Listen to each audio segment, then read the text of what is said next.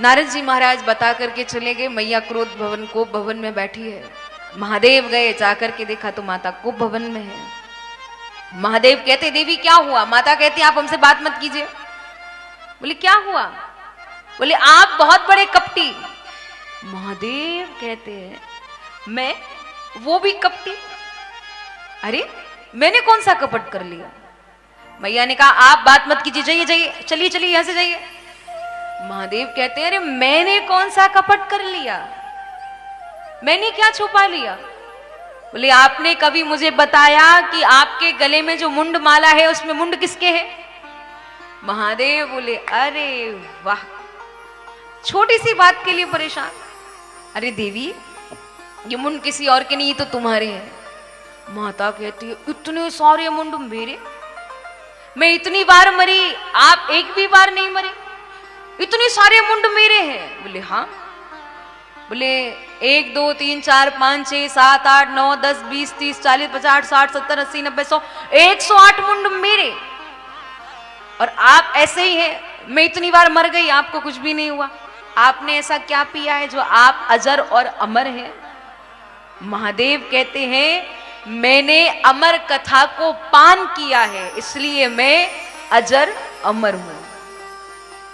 मैया कहती है अभी तक तो कपटी थे, पर अब तो आप महाकपटी हो गए, क्योंकि आपने कभी मुझे तो अमर कथा सुना ही नहीं, मुझे तो कभी अमर कथा के बारे में बताया नहीं। महादेव कहते हैं देवी हमेशा श्रोता को देख करके वक्ता कथा सुनाता है।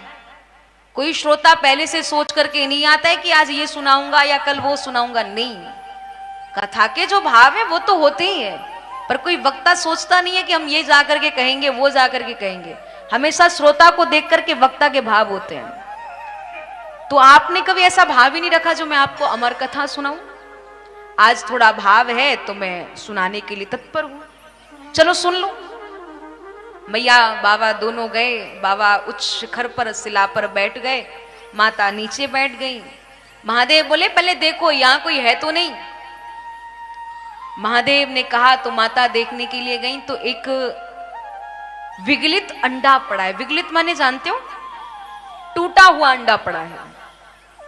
माता ने आकर के बताया। महादेव कहते हैं कोई नहीं। अच्छा वो अंडा किसका था? वो एक सुकी का था। सुकी सुख दोनों कैलाश पर्वत के ऊपर से जा रहे थे। सुकी गर्भवती थी, बर्फीली हवाएं चल रही थी, उसका गर्भ गिर जाता है, विगलित अंडे के रूप में पड़ा है।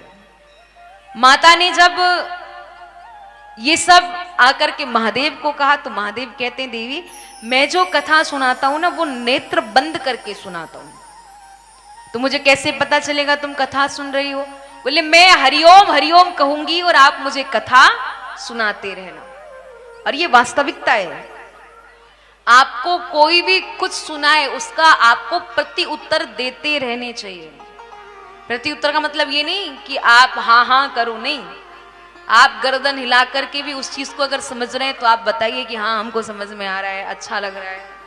आजकल क्या होता है, व्यक्ति सुनते तो हैं पर ऐसे सुनते हैं, कोई कैसे बैठ जाता है, कोई कैसे बैठ जाता है, वो मन के भाव वक्ता को फिर समझ में नहीं आते। पहले क्या होता था, जब बुजुर्ग लोग कहानियां सुनाते थे तो कहते थे, क्या कहते थे? बोले हूं हूं करके प्रति उत्तर दो। तो वैसे ही कहने का भाव आप भी जो सुन रहे हैं आप भी थोड़ा प्रति उत्तर देते रहिए। जैसे माता को कहा कि आप हरिओम हरिओम कहते रहो। मैया हरिओम हरिओम कहती है। पहले दिन की कथा होती है।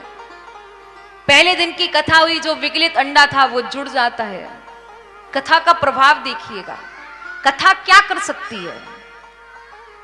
दूसरे दिन की कथा होती है, उस अंडे में से जीव का प्रादुर्भाव होने लगता है। तीसरे दिन की कथा होती है, वो जीव अपना जन्म ले लेता है। और चौथे दिन की कथा आती है ना महाराज, वो जीव तो फिर वृंदावन की गलियों में जाकर के झूम झूम करके राधा नाम गाता है। बोलिए कृष्ण लाल की जय। क्योंकि चौथे दिन की कथा बहुत मीठी और प्यारी कथा है। उस दिन हमारे ठाकुर जी का उत्सव होता है। नंद के आनंद भयो जय कन्हैया लाल की, लाला का उत्सव है। बहुत प्यारी कथा होती है। पांचवें दिन की कथा हुई, बहुत प्रेम से सुन रहे हैं मैया और सुखदेव भगवान। छठवें दिन की कथा होती है। मैया को गोपी उद्धव संवाद सुनते सुनते नींद आ गई।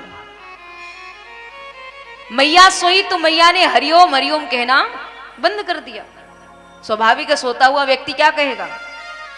सुखदेव बोले अगर मैया हरिओम हरिओम कहना बंद कर देगी तो महादेव कथा सुनाना भी बंद कर देंगे। कुछ करना चाहिए। तोता का एक स्वभाव होता है, जैसा वो सुनता है ना वैसा वो दोहराता है। इतनी देर से सुखदेव हरिओम हरिओम हरिओम हरिओम सुन रहे थे तो तत्काल हरिओम हरिओम हरिओम हरिओम कहना प्रारंभ कर देते हैं। सातों दिन की कथा पूरी हुई, महादेव ने जयकार लगाई और जैसे ही जयकार लगती है मैया के नेत्र खुले। मैया ने कहा भगवान आप जो छठवें दिन की कथा में गोपी उद्धव संवाद सुना रहे थे उसमें उद्धव जी ने गोपियों से क्या कहा? महादेव मुस्कुरा करके कहते क्या कहा? अरे सातों दिन की कथा तो पूरी हो गई। बोले भगवान माफ कीजिएगा, षष्ठम दिवस की कथा सुनते सुनते ना मुझे थोड़ी नींद आ गई थी। माता कहती है नींद आ गई तो महादेव बोले अगर तुम्हें नींद आ गई थी तो तुम्हारी अनुपस्थिति में हरिओम हरिओम कौन कह रहा था? कोई तो यहां पर है। माता देखने गई तो एक वृक्ष की शाखा पर, शाखा माने डाली पर, एक छोटा सा तोता बैठा है और वो कथा सुन रहा है। माता ने आकर के कहा भगवान एक सुक ने कथा सुनी है। सुक माने तोता ने कथा सुनी है। महादेव कहते हैं पहला अपराध चोरी छिपे कथा सुनी, दूसरा अपराध वक्ता से ऊंचे स्थान पर बैठ करके कथा सुनी। कभी भी वक्ता से ऊंचे स्थान पर बैठ करके कथा को नहीं सुनना चाहिए, ऐसा शास्त्रों में लिखा है। अगर सुनते हैं ना तो उसे प्रेत योनि में जाना पड़ता है। हनुमान जी से ही अपराध हो गया था। किससे हुआ? हनुमान जी से। जिस समय अर्जुन को प्रभु गीता का उपदेश दे रहे थे, अर्जुन ने दक्षिणा दी सुनने के बाद तो हनुमान जी भी आकर के दक्षिणा देने लगे। प्रभु बोले आपने कहां सुनी ये कथा? बोले हमने तो रथ की ध्वजा के ऊपर बैठ करके सुनी। बोले आपने रथ की ध्वजा के ऊपर बैठ करके सुनी? बोले हाँ। बोले तो फिर वक्ता से ऊंचे स्थान पर बैठ करके कथा को सुना है तो आपको तो प्रेत योनि में जाना पड़ेगा। हनुमान जी कहते हैं हमारे भक्त हमें ही कहते हैं कि भूत पिशाच निकट नहीं आवे, महावीर जब नाम सुनावे, और आप हमें प्रेत योनि में भेजोगे? तो यहां प्रभु ने कहा आप प्रेत गीता लिखो। तो हनुमान जी ने प्रेत गीता लिखी तो जाकर के उस पाप से वो मुक्त हुए। कहने का मतलब कभी भी वक्ता से ऊंचे स्थान पर बैठकर के कथा को नहीं सुनते हैं। हमेशा सन्मुख होकर के, सामने बैठ करके, अगर आपके अंदर सामर्थ्यता है तो सुखासन लगा करके कथा सुनो, उसका फल कुछ ज्यादा मिलता है। नहीं तो फिर आप जो भी प्रावधान, अभी तो कलयुग में इतने सारे प्रावधान है, चेयर सोफा ये वो, महाराज सब सुख सुविधा को देख करके कार्य करते हैं। तो कहने का मतलब महादेव बोले उसे लेकर के आओ। माता गई बाबा बुलाने चलो। बोले मैं बाबा के पास नहीं जाऊंगा, आप ही कह दो मैं नहीं आ रहा हूं। और ये स्वाभाविक होता है। बच्चा जितना पिता से डरता है ना उतना कभी मां से नहीं डरता है। डरता है क्या? कभी नहीं डरता है। क्यों? क्योंकि मां ममता की मूर्ति होती है। अगर एक थप्पड़ भी लगा देगी ना तो उसके बाद अपने आप ही हृदय से लगा लेते, अरे तू तो मेरा ही तो है, तुझे नहीं मारूंगी, तुझसे नहीं कहूंगी तो किसे कहूंगी। ये मां होती है। और पिता कैसा होता है?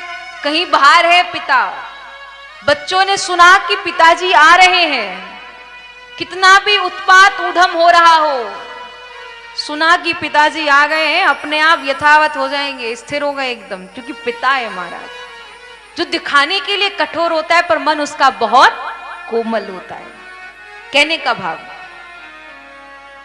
मैया ने कहा भगवान वो नहीं आ रहा है। महादेव बोले वो नहीं आ रहा है तो क्या हुआ, मैं तो जाऊंगा। तत्काल महादेव अपना त्रिशूल उठाते हरिओम कह करके खड़े हुए। जैसे ही गए सुखदेव भगवान ने अपने पंख फड़फड़ाने प्रारंभ किए। पंख फड़फड़ाते फड़फड़ाते श्री सुखदेव भगवान कैलाश पर्वत के नीचे आते हैं। कैलाश पर्वत से नीचे वेद व्यास जी की कुटिया पड़ती है। वेद व्यास जी की कुटिया में माता पिंगला, जो वेद व्यास जी की अर्धांगिनी है, वो केस सवार रही थी। और माता ने केस सवारते सवारते उभासी ली। उभासी माने जानते हैं? थकान में उभासी आती है। जैसे ही उभासी ली तो तत्काल सुखदेव प्रभु सूक्ष्म रूप बना करके माता के हृदय में प्रवेश कर जाते, उनके मुख के द्वारा। सुखदेव भगवान की जय। महादेव कहते हैं, एक चोर आपका मेरी यहां से आया है, देखो आपकी कुटिया में ही है और लग रहा है वो आप ही के यहां है, जल्दी देखो कहां है, खोजो खोजो।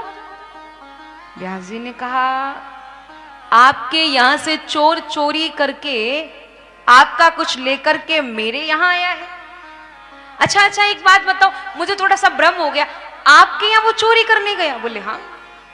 बोले आपके यहां? बोले हाँ। क्या मिला होगा? भांग घोटने वाला सिलवट्टा या भजन करने वाली वो माला की झोली, यही मिल सकती है। और तो आपके यहाँ कुछ ऐसा धन है नहीं। आपके यहाँ जो भी जितना धन है, सब धन ऐसा है कि जिसे कोई चुरा ही नहीं सकता है। खर्चे ना खूटे, चोर ना लूटे, दिन दिन बढ़त सवायो, पायो जी में तो राम रतन धन पायो। उस धन को कोई चुरा नहीं सकता, तो फिर कौन से धन की चोरी हुई है? महादेव बोले, उसने मेरी अमर कथा को सुना है, जल्दी लाओ उसे। व्यास जी कहते, क्या करोगे? बोले मारूंगा। व्यास जी ताली बजा के ठहाका लगा के हंस गए। बोले महाराज, नाम भी बोला, बातें भी बोली। अरे अमरनाथ के मुख से अमर कथा सुन ली हो, क्या वो कभी मर पाएगा? अरे वो तो अजर अमर हो जाएगा। बोलो अमरनाथ भगवान की जय। महादेव ने सुना, बात तो सच्ची कह रहे हैं। तत्काल उदास होकर के लौट करके